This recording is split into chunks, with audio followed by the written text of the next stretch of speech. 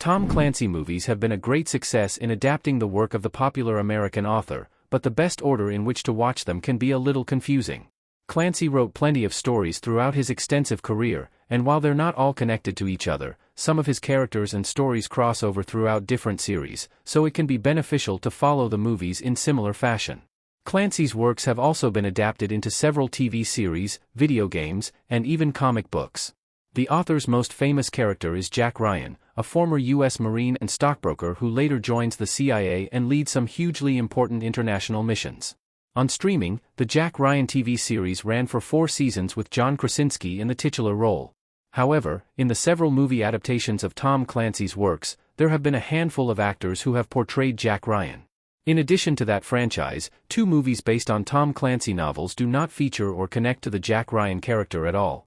The film adaptation of The Hunt for Red October was the first instance of Tom Clancy's novels being adapted into a movie, and for the most part, it worked surprisingly well. The story follows Jack Ryan, Alec Baldwin, as he attempts to track down an approaching Soviet submarine before it's given the opportunity to attack. The film perfectly captures the tension of Clancy's novels, using this Cold War setting to maintain a level of intensity that never goes away, even in the movie's quietest moments. The Hunt for Red October is the perfect place to start for any newcomer to Tom Clancy's works, as it introduces the character of Jack Ryan without assuming any prior knowledge. It gives all the necessary insight into his past, displaying exactly how he has become the person that he is now, and Alec Baldwin's performance as the character is among the best there has ever been. While Ryan is the hero most Clancy readers will know best, Sean Connery steals the show as the noble Russian commander Marco Ramius, who is at the center of all of the intrigue.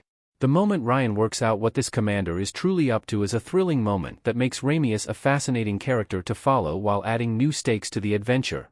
In the hands of veteran action director John McTiernan, Die Hard, Predator, The Hunt for Red October is a slick yet intelligent thriller. Patriot Games is a very simple adaptation of one of Tom Clancy's works, and while it's not perfect, it's a fairly basic story that's easy to understand without much knowledge of the Jack Ryan character.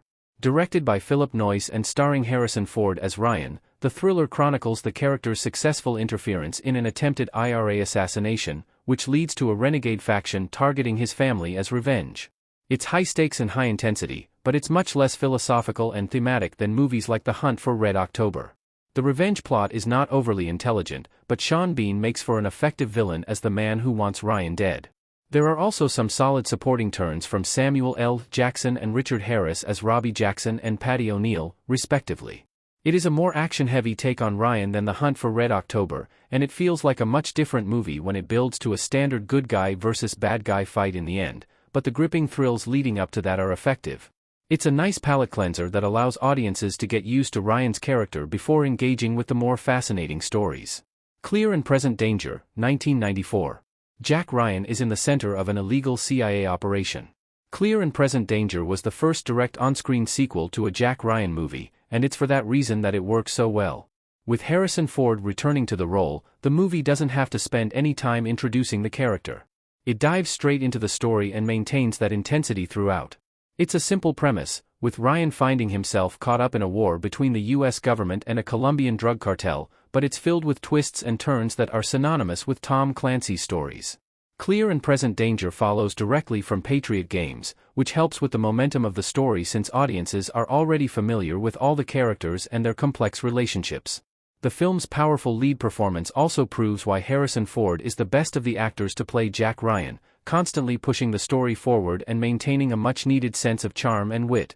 The movie also introduces another popular Clancy hero into the mix, with Willem Dafoe making a memorable turn as CIA operative John Clark. Clear and Present Danger is a smart thriller that dives into the seedy side of politics more than any of the other Tom Clancy movies, giving it a well-earned and effective cynical edge. However, it also delivers on the action, especially in the excellent sequence in which Ryan's convoy is ambushed.